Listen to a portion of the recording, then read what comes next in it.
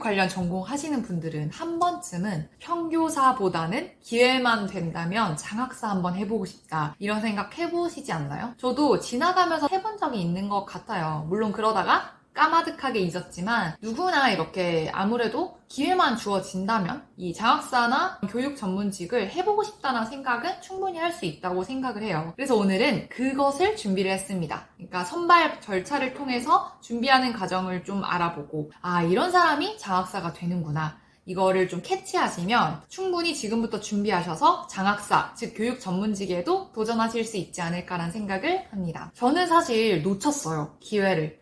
그러니까 제가 만약에 신규 교사 시절 혹은 현직 교사 시절에 이 사실을 알았더라면 조금 늦게 휴직을 하거나 대학원에 왔을 것 같아요. 그 사실을 몰랐기 때문에 저는 그냥 3년 하고 휴직을 했고 대학원을 바로 온 거죠. 근데 만약에 제가 2년 정도 더 해서 실교육 경력을 채웠다면 장학사라는 즉 교육 전문직을 도전할 수 있는 기회가 확장이 되니까 당연히 이런 기회 확장은 정말 메리트가 큰 거거든요. 그래서 이 영상은 온전히 여러분들을 위해서 준비를 했습니다. 우선 공문서를 살펴보도록 하겠습니다. 우선 선발 계획부터 공적인 문서를 살펴보면 제가 중요한 부분들을 빨간색 표시를 해놨어요. 기본 방침이 공개 전형을 통해서 교육 현장의 경험이나 행정 역량 및 소양을 고루 갖춘 인재를 선발한다고 합니다. 이 공개 전형에 대해서 저도 궁금해서 찾아보니까 이제 과거에는 어떤 교사들이 좀 장학사나 이런 교육 전문 직원이 되기가 좀 힘들었다고 해요. 근데 최근에 이제 강원도부터 시작을 해서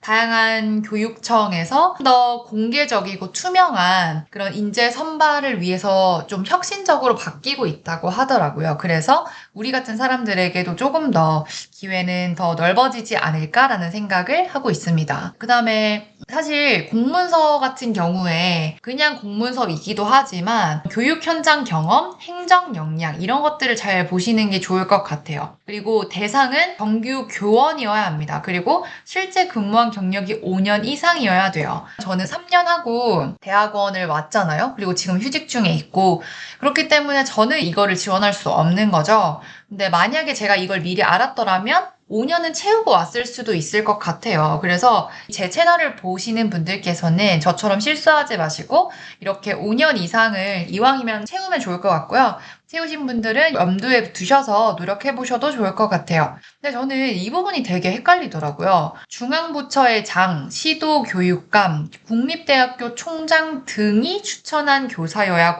한다고 해요. 사실 실근무 경력이 5년 이상인 교사가 이런 장이나 시도교육감, 총장 등에게 어떻게 추천을 받을 수 있지라는 생각이 들더라고요. 그래서 이 부분은 제가 지금 제 아시는 분 중에 장학사가 되신 분이랑 조금 더 지금 의사소통을 해가지고 한번 영상으로 따로 제작해 보겠습니다. 지금은 이 조건만 알고 계시면 될 것 같아요. 그리고 이게 2022년 선발 계획인데 뭐 1년에 5명이면 사실 저는 개인적으로 한번 해볼만 하지 않나라는 생각을 해요. 뭐 1명, 2명이면 정말 어렵지만 5명, 그리고 중등에선 10명 이렇게 되기 때문에 매년 이렇게 뽑으면 생각 외로 할만한데? 이라는 생각이 들었어요. 그리고 응시 자격은 공직관, 교육관이 투철하고 교육자로서 자질과 능력이 탁월한 사람. 이건 좀 추상적이긴 해요. 그리고 아까 말했듯이 실근무 경력이 5년 이상이어야 되고 저 같은 경우 휴직을 하고 있잖아요. 근데 휴직이나 군복무를 제외한 정규 교원이라고 해요. 여기서 실근무 경력을 말하기 때문에 저 같은 사람은 이제 빠지는 거죠. 실제로 근무 경력이 5년 이상이어야 되고 그리고 뒤쪽에서도 나오겠지만 지금 현재 임용되어서 근무 중이어야 한다는 거예요. 근무 중이어야 한다는 건 지금 휴직을 하지 않고 다니고 있어야 된다는 거죠. 그리고 이와 동시에 정교사 1급 자격증을 소지해야 합니다. 대부분 아시겠지만 3년차 지나고 나면 정교사 2급에서 1급으로 가는 시험을 치잖아요. 정교사 1급 자격증이 5년 이상이어야 한다. 이거랑도 뭐 일맥상통한다고 볼 수가 있겠죠. 그리고 연령은 제한이 없다고 합니다. 그리고 분야별 자격 요건은 아까 이야기했듯이 초등에서는 5명을 뽑는데 정교사 1급이어야 하고 중등은 중등학교 정교사 1급이어야 하고 이렇다고 하네요. 예시는 한번 읽어보시고 아마도 제 영상을 보시는 분들은 여기 제외 대상자에 해당은 안 되시겠지만 징계 처분이나 이런 게 되어 있는 경우에는 안 되고 그리고 휴직 중이거나 파견 중인 사람은 안 된다고 합니다. 이런 제출 서류들 있잖아요. 이거는 그때 내가 직접 하게 됐을 때 부침 밑에 첨부 파일을 활용하시면 되고, 중요할 것 같은 부분만 제가 여기 영상에서는 말씀을 드리려고 해요. 어떻게 흘러가는지 대략적인 걸 이제 알고 준비하는 과정이라고 생각을 하고요. 일단 전형의 절차를 좀 살펴보면 1차 전형에서는 서류 심사가 진행이 됩니다. 추천을 받아야 된다고 했잖아요. 그 추천 받은 응시자 전원이 서류를 제출할 수 있는 거고, 1차 전형에서는 교육 경력이 5년 이상이 맞는지, 과목, 자격 요건이나 안 되는 사항, 이런 것들을 확인해서 걸러내는 필터링 작업을 한다는 거죠. 그 다음에 여기에 적합하면 전원을 합격자로 선정하고 2차 전형에 들어가게 됩니다. 저는 이거 개인적으로 정말 자신 있는데 1차에서 저는 걸러지겠네요. 되시는 분들은 꼭 해보셨으면 좋겠어요. 2차 전형은 기획력과 논술 평가를 진행을 하는데 요게 핵심인 것 같아요. 교육 정책, 주요 교육 현안 등을 중심으로 기획안이나 논술을 작성하는 거예요. 밑에 보면 자세히 설명되어 있죠. 업무에 필요한 기획 역량 평가를 할 거고, 기획안이나 보도 자료 등을 참고해서 공부를 해라라고 다 나와 있죠. 딱 제가 봤을 때 어떤 식으로 나올지 예상이 돼요. 예를 들면 지금 이슈가 되는 중등이면은 고교학점제나 아니면 개정될 2022 개정 교육과정이나 이런 것들을 주제로 뭔가 의견을 쓰라라고 할 수도 있고, 아니면 새로운 기획안을 내라고 할 수도 있는 거고 하기 때문에, 그런 이슈들은 뉴스나 보도자료 보면 충분히 나오니까 요것도 이게 사실 다라고 할 수가 있겠죠. 이렇게 나와 있는 거 보니까 기획안과 논술을 둘 다 진행하는 것 같습니다. 그 다음에 고득점 순에 의해서 선발 예정 인원의 3배수 이내 인원을 이제 선정을 한 다음에 심층 면접인 3차 전형으로 들어가고 있습니다. 여기서 자기소개서, 직무 수행 계획서, 업무 추진 실적 등을 참고해서 개인별 심층 면접을 실시한다고 해요. 여기서는 제가 느낀 게 뭐냐면, 제가 아시는 분 중에 장학사로 가신 분 있다고 했잖아요. 그분을 좀 살펴보면 어떤 부의 부장도 하셨고, 그리고 박사과정도 밟으셨고 하기 때문에 아무래도 이런 심층 면접에서 그런 분들을 이기기가 쉽진 않겠다라는 생각이 들더라고요.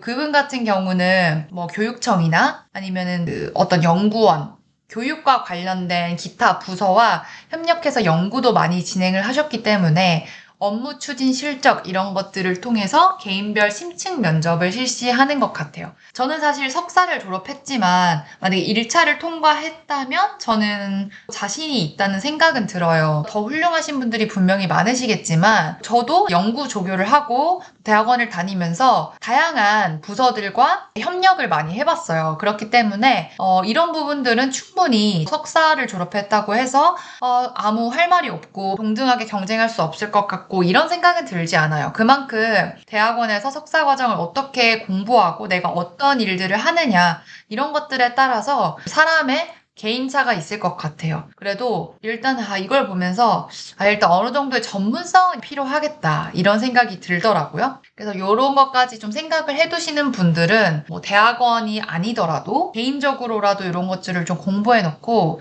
학교에서 직무 수행과 관련된 어떤 준비들, 그리고 제 친구 보면은 시골 학교나 좀 작은 학교는 신규인데도 부장을 맡고 그러더라고요. 근데 그런 걸 맡았을 때 사실 좀 짜증날 수도 있잖아요. 근데 이런 거를 염두에 두시고 계시다면 그런 것들도 업무 추진 실적으로 나중에 사용을 할 수가 있으니까 좀 긍정적으로 행할 수도 있지 않을까라는 생각이 듭니다.